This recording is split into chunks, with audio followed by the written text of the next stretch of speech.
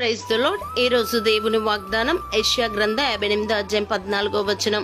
దేశం యొక్క ఉన్నత స్థలముల మీద నేను నిన్ను ఎక్కించెదను. ప్రియ దైవజనమా, మీరు 6 దినములు పని చేయవలను, 7వ దినము విశ్రాంతి దినము, మీ సమస్త నివాసముల యందు దేవుడి నియమించిన దినము. వారమంతా పొందుకున్న మేలుల విషయమై దేవాది దేవునికి కృతజ్ఞతాస్తుతులు చెల్లించుటకు దేవుడు ఏర్పరిచిన పరిశుద్ధ సంఘపు దినము. అది నీ దేవునికి ప్రతిష్ఠిత దినము కావున మీరు విశ్రాంతి దినమును ఆచరింపవలెను. అందులో మీరు ఏ పని అయినను చేయకూడదు.